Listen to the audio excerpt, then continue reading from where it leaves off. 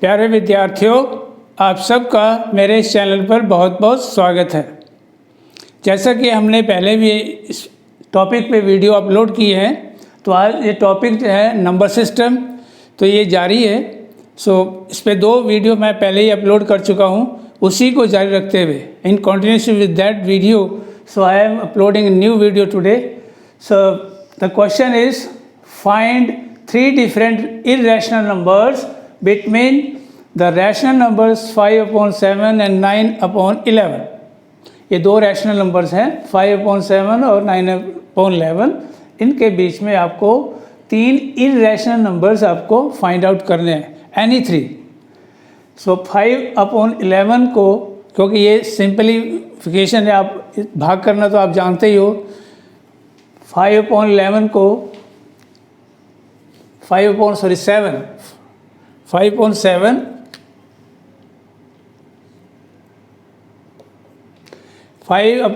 को मैंने यहाँ पर सिंप्लीफाई कर रखा भाग करके। 5 को 7 से भाग किया तो पहले 0 पे गया, उसके बाद डेसिमल लगा दिया, डेसिमल के बाद ये 0 लगा के बन गया 50। 50 को 7 से डिवाइड किया, 7 पे गया तो क्वोशंट में 7, फिर अगली बार क्वोशंट में आया 1, फिर अगली बार क्वोशंट में आया 4, नेक्स्ट बार क्वोशंट में आया 2, उसके बाद फिर 8 और उसके बाद 5। तो यहाँ तक ये 6 डिजिट भाग होने के बाद तो रिमाइंडर बचा है दोबारा आपका 5, और 5 से ही हमने स्टार्ट किया था। 5 को ही हमने 7 से डिवाइड करना आरंभ किया था, और यहाँ पर रिमाइंडर दोबारा से 5 ही आ गया। यानी उसके बाद दोबारा आगे कंटिन्यू करते हो तो फिर वही डिजिट आएंगे, 7 1 4 2 8 5, 7 1 4 2 8 5। सो दैट विल कंटिन्यू। तो इस तरीके से ये जो डिवीज़न है 5/7 की, वो लिखी जाएगी 0.714285। So this is non terminating. मैंने आगे डैश डैश डैश लगा दिया क्योंकि ये ख़त्म तो होगी नहीं, लेकिन जारी रहेगी रिपीट इसमें रैकरिंग इसमें डिजिट के रूप में। तो this is a non terminating and recurring. तो 5/7 can be express in the decimal form as non terminating and recurring decimal representations. तो इसका भाग करके आएगा 0.714285, और उसके बाद वही डिजिट दोबारा से 6 के 6 डिजिट दोबारा से रिपीट होंगे। ऐसे ही 9/11 को भी जब आप भाग करते हो तो ये आएगा, पहले 0 पे गया, उसके बाद पॉइंट लगा के फिर 8 पे 88, रिमाइंडर बचा 2, फिर 1 पे गया, फिर रिमाइंडर में आ गया 9। तो 9 से स्टार्ट किया, 9 पर ही जो है शुरू दोबारा फिर हो गया, तो दोबारा फिर वहीगा 81 81 81। तो ऐसे ये 2 डिजिट हैं, बार बार रिपीट होंगे। So both the numbers 5/7 and 9/11 both are non terminating but recurring decimal representations. तो अब आपको इन नंबर्स के बीच में कोई ऐसे 3 इरेशनल नंबर्स आपको निकालने हैं। कैसे कि देखिए, हमने स्टार्ट करना है 0.714285, ये था 5/7, और 9 में था 81। आगे ये क्योंकि जारी है इसलिए मैं, तो इसलिए आपको इन नंबर्स के बीच में कोई से 3 नंबर आपको चुनने हैं। जरूरी नहीं है कि 7 1 से स्टार्ट करें, 7 1 के बाद 7 2। देखो ये हो गया 0.71, ये है 0.81। सो 71 और 81 के बीच में आप कोई से नंबर से स्टार्ट कर सकते हो। सो फर्स्ट नंबर में भी मैं ये नहीं कि जो मैं लिख रहा हूँ वही फाइनल है, आप उसके अलावा भी और कोई नंबर चुन सकते हो। 0.750, 7500, 7500, 7540 एंड सो ऑन। तो ये एक नंबर बन गया। ये क्या है? Non terminating and non recurring. क्योंकि नंबर देखिए आप, हमने यहाँ 75 के बाद 1 0 लगाई, फिर 75 के बाद 2 0, फिर 3 0, फिर 4 0। इस तरीके से आप जैसे चाहो आप अपनी मर्ज़ी से कोई भी नंबर लिख सकते हो। फ्रॉम 71 7142 से आरंभ करके 81 तक आप कोई भी नंबर लिख सकते हो। इसी तरीके से दूसरा नंबर बन जाएगा 767 0, 767 00, 767 000, 767 40 and so on. Third 801, फिर 8001,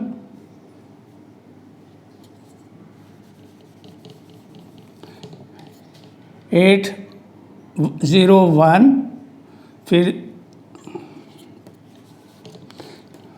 8001, 80001,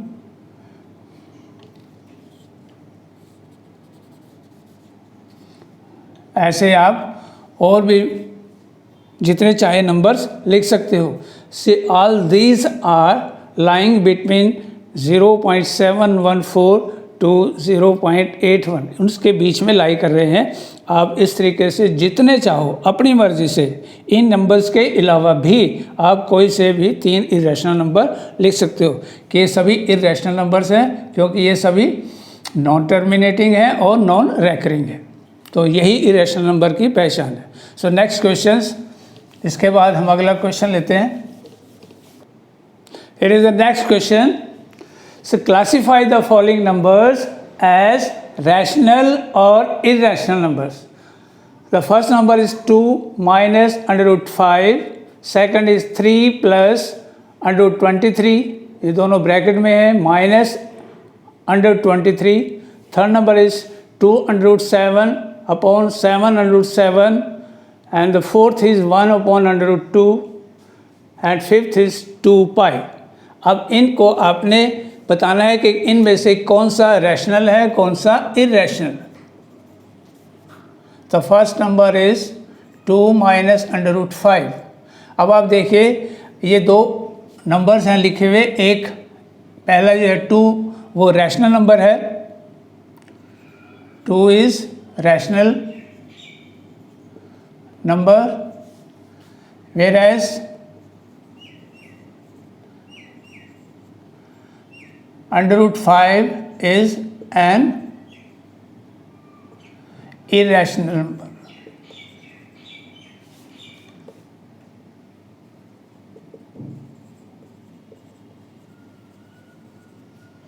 So therefore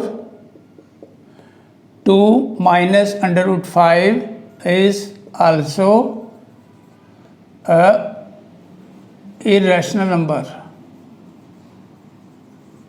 क्योंकि एक रैशनल नंबर और इरेशनल नंबर का जो डिफरेंस है, हमने इसकी प्रॉपर्टीज़ कंडीशंस हमने पहले आपको पहली वीडियो में अपलोड की थी कि जब एक रैशनल नंबर्स में से इरेशनल नंबर्स को सबट्रैक्ट किया जाए तो जो भी नंबर आएगा वो इरेशनल होता है।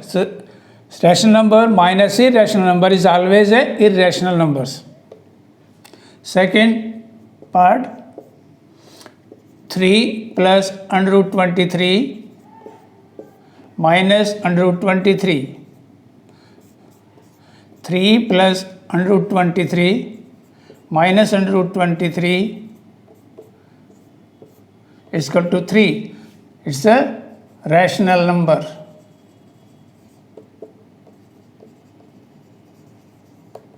Therefore 3 plus √23 minus √23 is a rational number।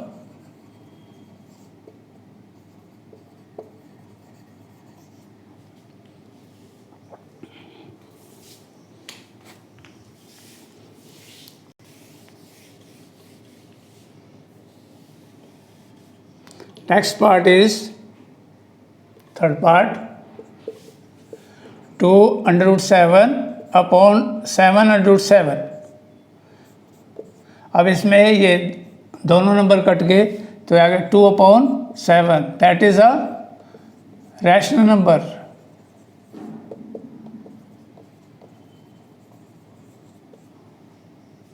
Therefore 2√7 upon 7√7 is a rational number.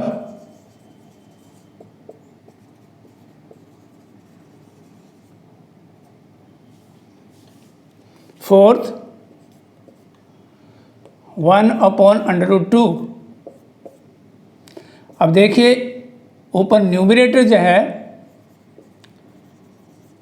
Numerator is a non-zero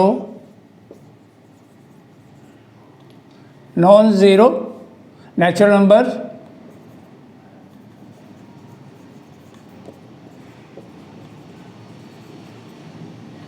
whereas denominator is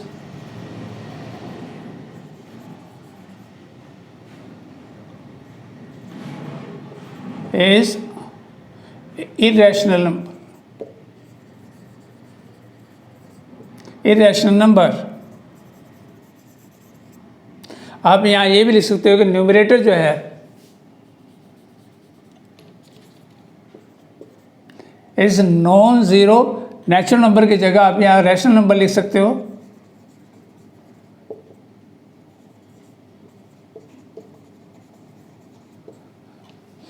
तो जो ऊपर लिखा है 1 वो नॉन ज़ीरो यानी 1 है, तो that is a non zero rational number.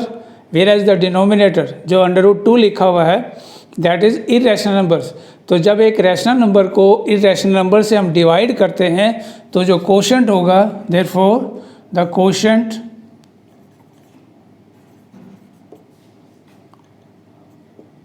Quotient will be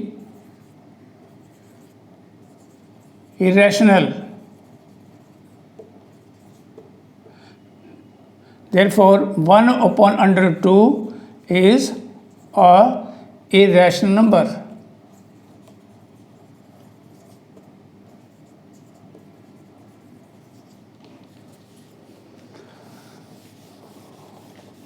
Last part is 2 pi.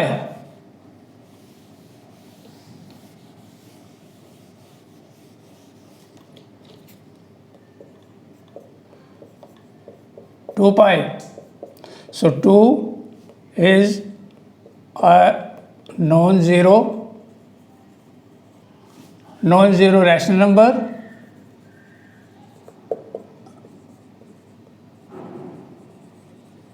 and pi is a irrational number,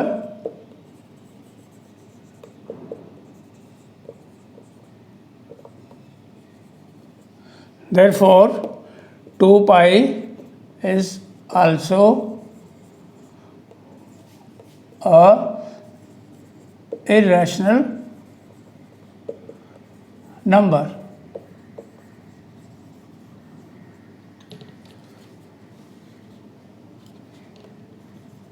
क्योंकि कंडीशन ये है कि रैशनल को जब आप इरैशनल से मल्टीप्लाई करते हैं तो उनका जो प्रोडक्ट होता है, product of rational and irrational number is always a irrational numbers. Therefore 2 pi is a irrational numbers. तो ये था question. Next question, the next question is simplify each of the following. The first part is 3 plus √3 multiply 2 plus √2. Second part is 3 plus √3 multiply 3 minus √3. The third part is √5 plus √2 whole square. The first part 3 plus √3 2 plus √2। अब हमें बारी बारी से इसको multiply करना है। पहले 3 के साथ मल्टीप्लाई करो 2 प्लस √2 को, फिर बाद में √3 के साथ मल्टीप्लाई करें 2 प्लस √2 को, तो 3 multiply 2 that is 6, 3 multiply by 2 3 √2, 2 multiply √3 2 √3, √2 multiply √3 that is √6। अब इसमें ध्यान रखना है कि जब रैशनल को रैशनल से मल्टीप्लाई करते हैं तो वो मल्टीप्लाई के बाद रैशनल ही आएगा, लेकिन जब रैशनल नंबर को इरैशनल से मल्टीप्लाई करें तो वो इरैशनल नंबर आता है, तो उसमें रैशनल को एज इट इज लिखेंगे, इरैशनल को इरैशनल के फॉर्म में लिखेंगे। यानी जैसे मैं 3 को √2 से मल्टीप्लाई कर रहा हूँ तो ये होगा कि यहाँ पर आपने रैशनल नंबर मानना है 1, तो 3 मल्टीप्लाई बाई 1 3 √2 ऐसे आएगा।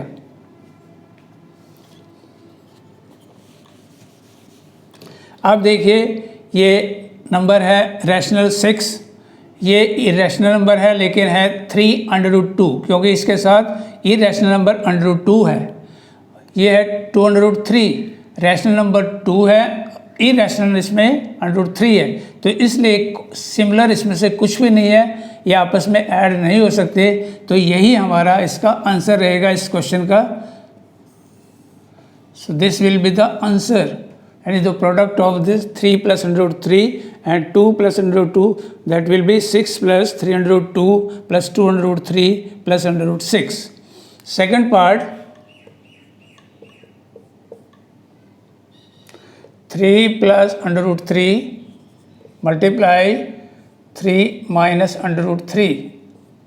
अब देखिए यहाँ पर √3 है, सॉरी 3 है एक रैशनल नंबर, ऐसे ही नंबर यहाँ पर लिखा है वो भी 3 है रैशनल नंबर अगेन, यानी दोनों एक जैसे हैं। उसके बाद सेकंड लिखा है √3 इरैशनल नंबर, यहाँ भी लिखा है √3 इरैशनल नंबर, ये भी सेम है, लेकिन फ़र्क क्या है कि यहाँ पर प्लस है और यहाँ पर माइनस है। तो जैसे कि a प्लस बी और a माइनस बी अगर हो तो क्या बन देगा, a का square of a minus square of b, क्योंकि यहाँ a जो है वो है 3 और b है √3, तो ये आएगा square of 3 minus square of √3। So this will B 9 minus 3, that will B 6। So answer will be 6, क्योंकि √3 को √3 से अगर उसका स्क्वायर करो तो बन जाता है 3। यहाँ पर √3 का अगर स्क्वायर करते हो that is √3 multiply √3 that becomes 3। Irrational से वो रैशनल आ जाएगा, तो ये दोनों नंबर रैशनल हैं, तो घटने के बाद हमारा जो नंबर है 6 वो भी एक रैशनल नंबर है। फार्मूला कौन सा यूज हुआ, a plus b into a minus B.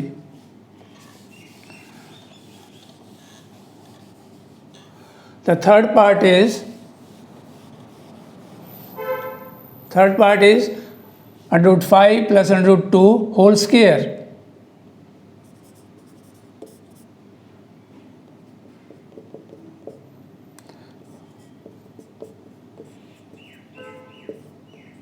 तो यहाँ पर फार्मूला लगेगा a plus b whole square, square of a plus square of b plus 2 into a into b।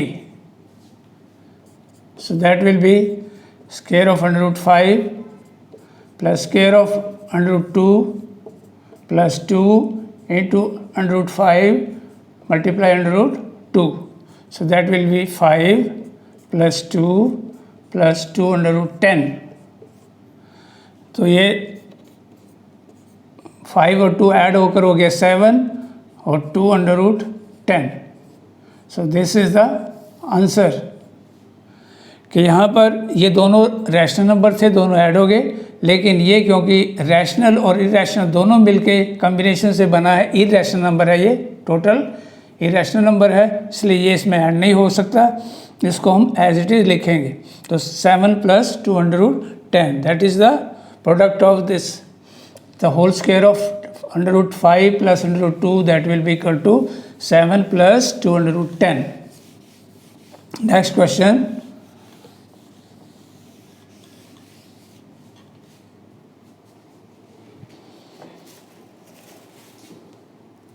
question is rationalize the denominator of the following. इसमें 3 part लिखे हैं. The first part is 1 upon √7 minus √6, यानी ये denominator जो है that is a irrational number, क्योंकि irrational minus irrational is always a irrational. तो ये इरेशनल है, तो इसको आपने रैशनल नंबर में कन्वर्ट करना है डिनोमिनेटर को, यानी इस पार्ट को आपने रैशनलाइज करना है इसको. ऐसे ही इसमें भी जो डिनोमिनेटर है उसको रैशनलाइज करना है, ऐसे थर्ड पार्ट में. तो इसलिए आपको इरेशनल को रैशनल नंबर में कन्वर्ट करना है. First part is 1 upon √7 minus √6. अब rationalising the denominator.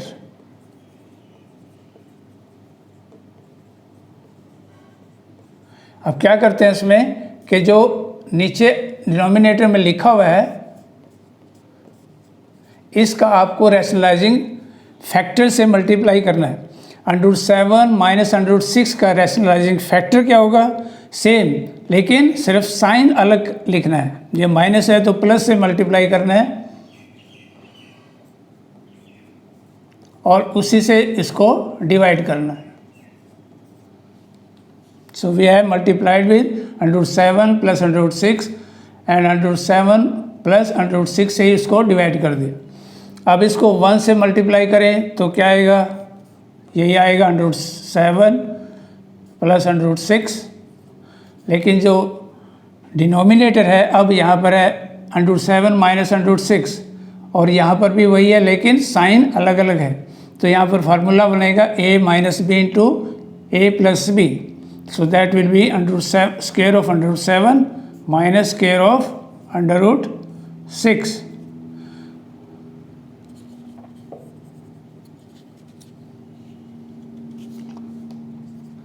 Okay, formula है यहाँ पर a minus b multiply a plus b is equal to a square minus b square.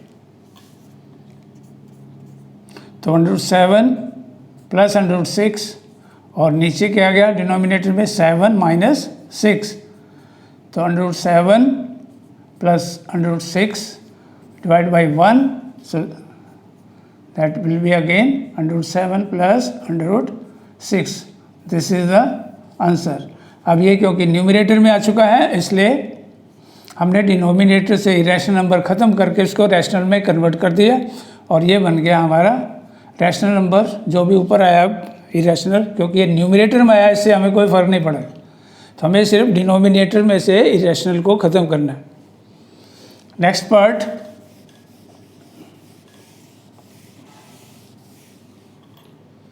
Second part is 1 upon √7 minus 2. इसको rationalise करना है. वे rationalising the denominator.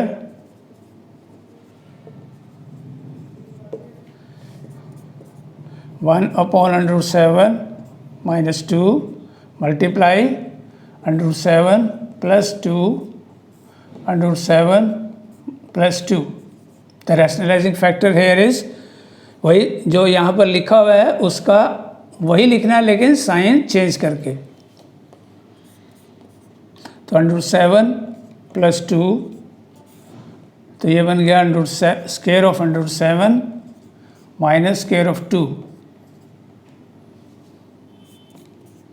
√7 plus 2 7 minus 2 sorry minus 4. Square of 2 will be 4. √7 plus 2 upon 3. तो इस तरीके से आपका answer आया. इसको आप बाई पार्ट्स भी लिख सकते हो. √7 upon 3 plus 2 upon 3.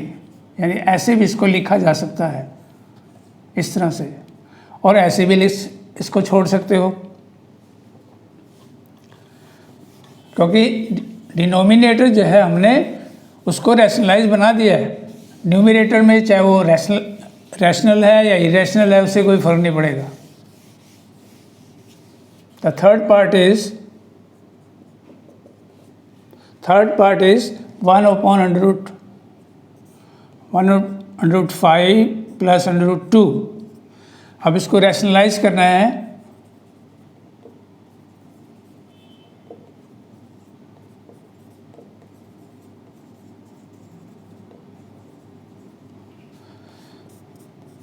(1/√5 plus √2 multiply by कितने से? √5 और √2 से, लेकिन साइन अब की बार माइनस लगेगा।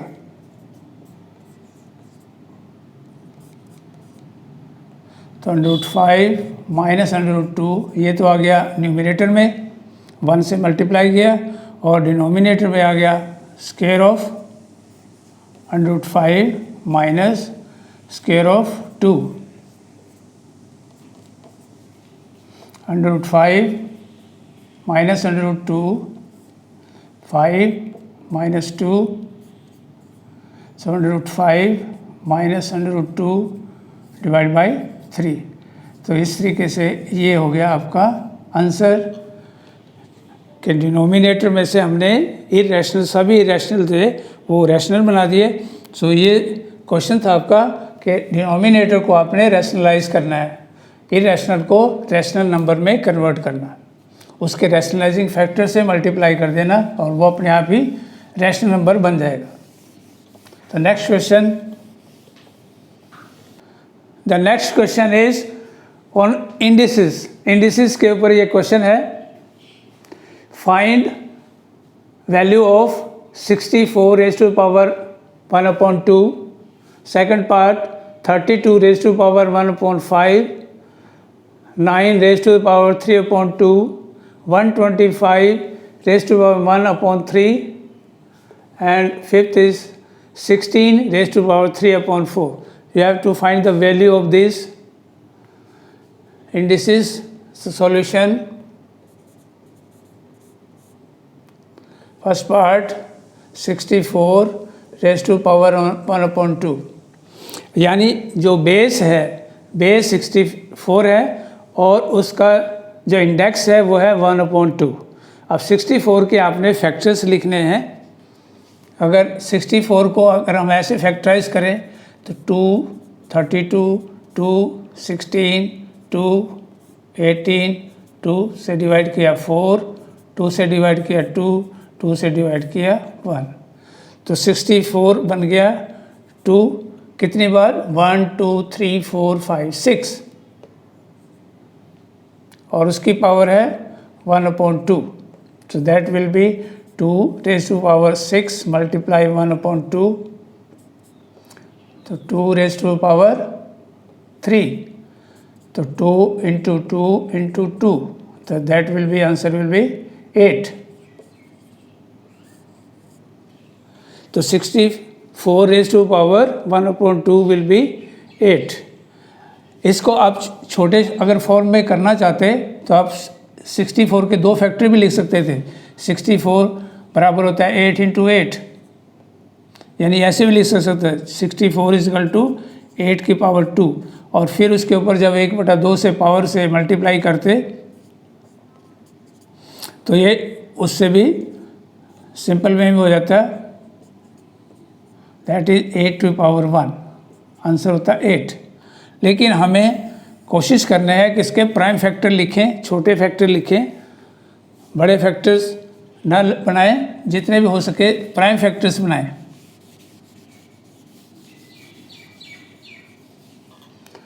ऐसे ही सेकंड पार्ट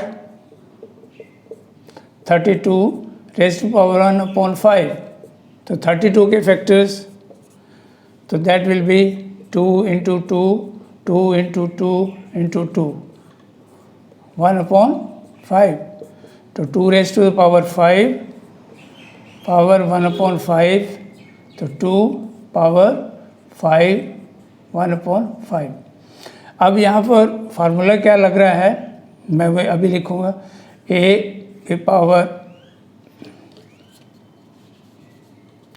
की power m multiply power n, तो ये बन जाता है a की पावर m। ये लॉ ऑफ इंडिसेस में है कि जब किसी बेस की पावर, कोई पावर दे रखी हो, ये बेस है, उसकी ये पावर, और उसके ऊपर फिर दोबारा एक और पावर हो, तो पावर्स आपस में मल्टीप्लाई होते हैं।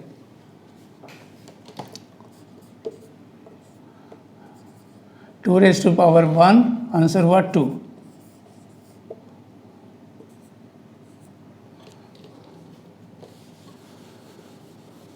Third part, 9 raise to power 3/2, 3 हो गया, 3 × 3 पावर रेज़ टू पावर 2, 3 की पावर 2। इसमें बेस को थोड़ा नीचे लिखना है, ध्यान रहे, बेस है 9 के जो भी फैक्टर्स आप लिखते हैं उसको थोड़ा नीचे रखें, और उसकी जो इंडेक्स है वो थोड़ा उससे हाइट पर है, क्योंकि इसमें तभी आपको पता लगेगा। या फिर जो बेस है उसको थोड़े बोल्ड अक्षरों में लिखे, थोड़े बड़े बड़े लेटर्स, और जो इंडेक्स है उसको थोड़ा छोटे में। तो 3, 2 मल्टीप्लाई 3/2,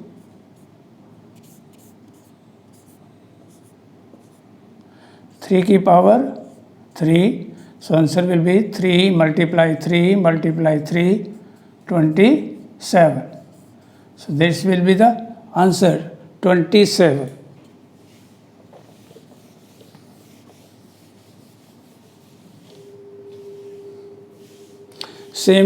सेम लॉ जो पिछले उसमें था, a⁻m मल्टीप्लाई पावर n, तो a⁻m n, तो बन जाता है। सब fourth part is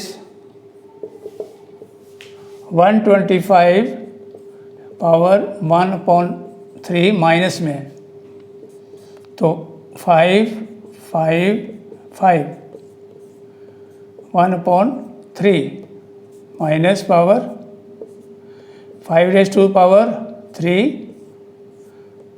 1/3, 5 raise to power 3 minus 1/3,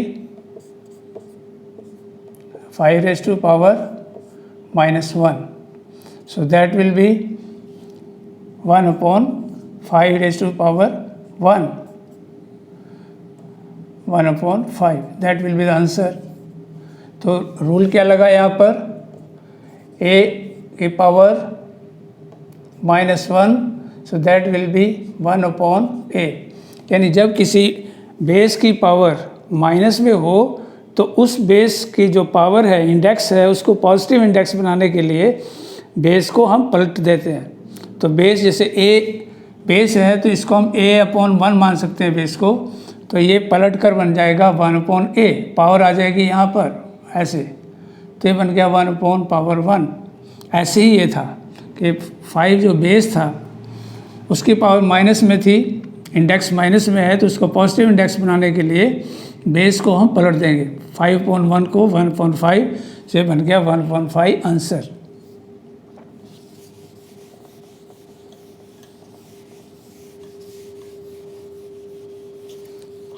fifth part is 16 3/4, 2 × 2 × 2 × 2, 2 raised to power 4,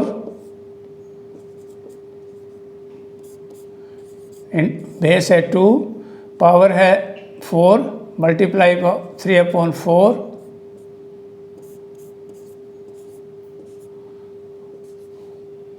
2 raised to power 3, so that will be 2 × 2 × 2, again the answer is 8।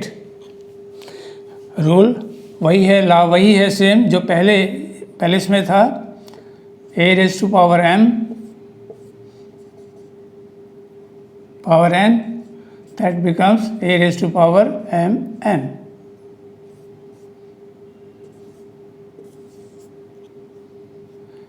ये है law of indices.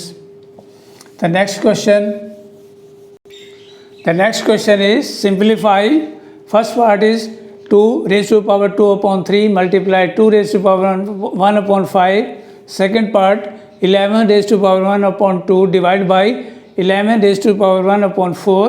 Third part 7 raised to power 1/2 multiply 8 raised to power 1/2.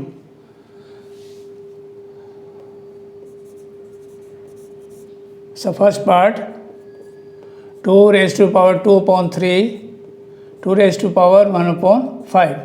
तो यहाँ पर base क्या है, दोनों में base है 2, ये बेस है और ये इनकी क्या है, इंडेक्स है।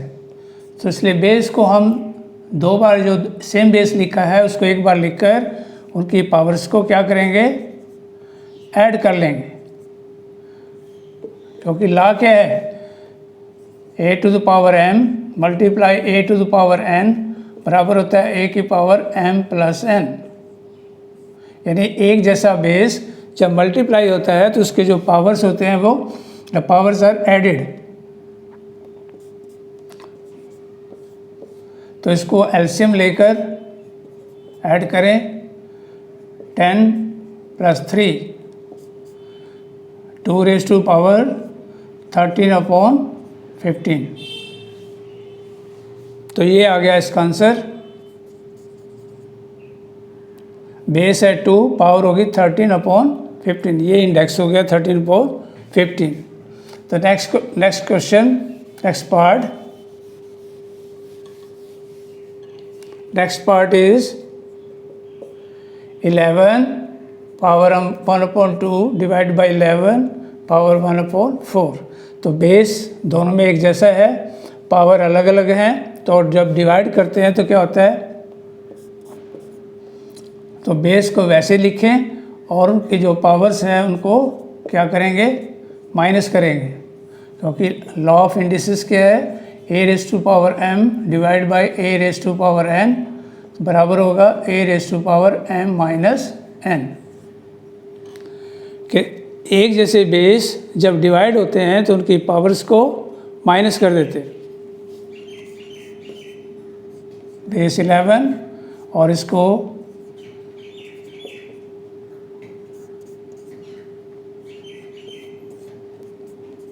तो ये आंसर हो गया 11 raised to power 1/4।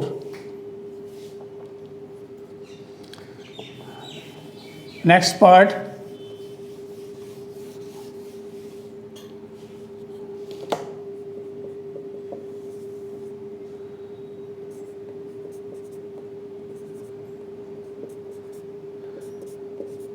अब यहाँ देखिए, बेस यहाँ 7 है, यहाँ बेस 8 है।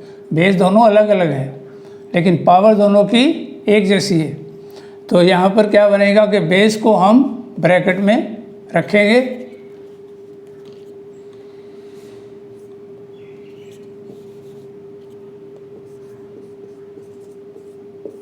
और पावर्स को ब्रैकेट के बाहर।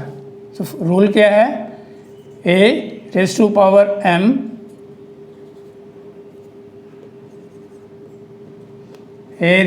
b raised to the power m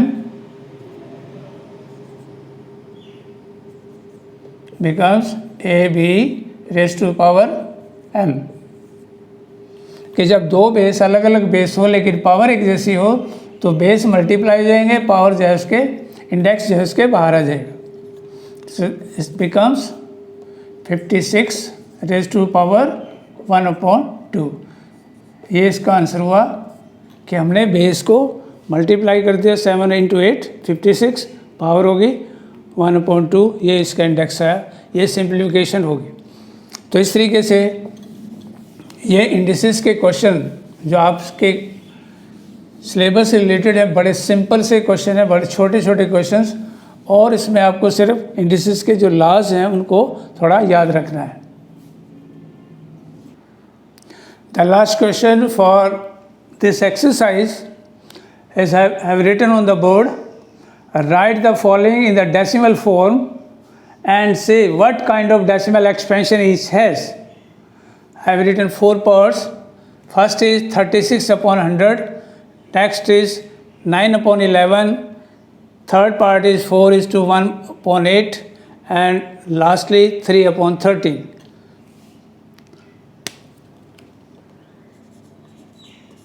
First part 36/100. 100 से डिवाइड करना, जो भी जीरो वाली कोई भी डिवीज़न होती है बड़ी सिंपल होती है, जितनी ज़ीरो उतने के बाद उसको डेसिमल लगा के लिखा जा सकता है। तो 36 सीधे ही 100 से डिवाइड करना बड़ा आसान होता है। तो क्योंकि ये पूरा डिवाइड हो गया है, so this 36 it is a terminating decimal expansion.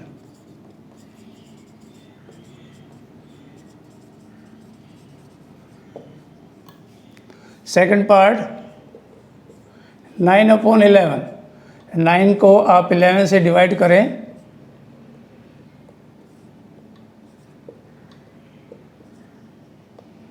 At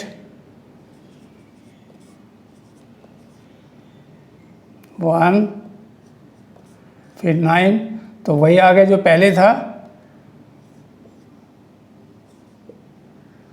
the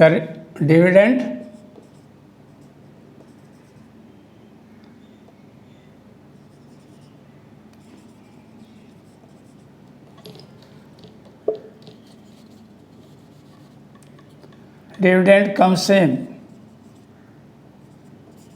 यानी वही डिविडेंड आ गया है, इसलिए आगे ये ऐसे ही आता रहेगा बार बार 0.81 0.81 81 so it is non terminating. तो therefore 9/11 has non terminating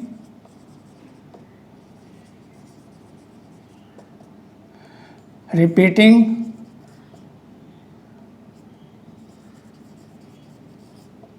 decimal expansion.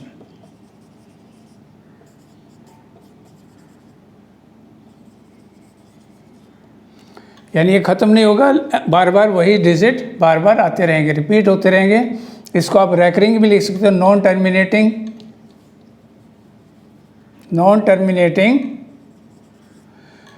Recurring decimal या non terminating repeating decimal expansion.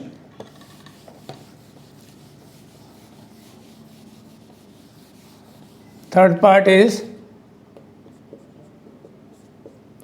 4:1/8 हो गया 33/8। तो 33 को 8 से डिवाइड करें,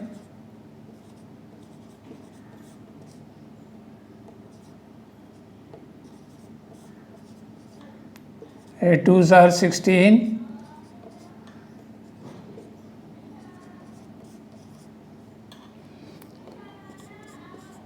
4.125. So 4:1/8 is equal to 4.125.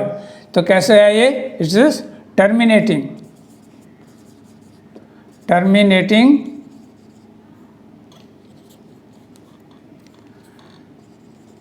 Decimal expansion.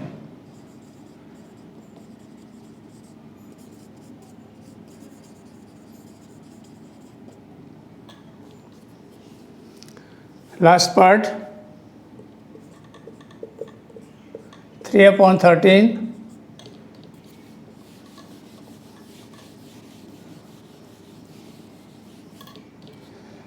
Three को 13 से डिवाइड करें, 13 2s are 26, 4, 13 3s 39, 1 0 डिवाइड नहीं होता क्योंकि यहाँ पर एक बचा था, जीरो लगानी पड़ेगी। तो फिर भी 10 बना, 10 भी डिवाइड नहीं हो रहा तो ज़ीरो लगा, फिर एक और ज़ीरो। 13 7s are 91, 13 6 78,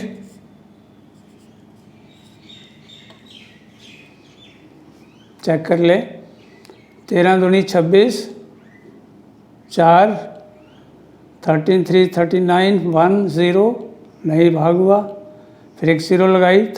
13 को 3 को 13 से डिवाइड किया, पहले 2 आया, फिर 3, फिर 0, फिर 7, फिर 6 आया, और यहाँ पर घटने के बाद आया 12 के साथ लगी 0, आ गया 117। 13 9 आर 117। तो अब जो है रिमाइंडर दोबारा से 3 आ गया। 3 से हमने स्टार्ट किया था, देखो ये 3 था, 3 से स्टार्ट किया और यहाँ 3 आ गया। आगे फिर डिवीज़न उसी तरीके से चलेगी, फिर 2 आएगा, 3 0 7 6 9 2 3 0 7 6 9, इस तरह से रिपीट होते जाएंगे।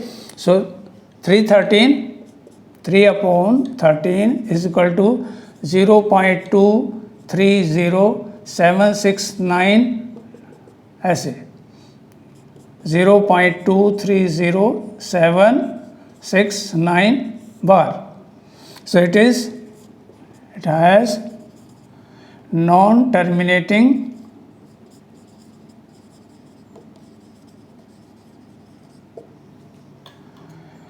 repeating decimal expansion।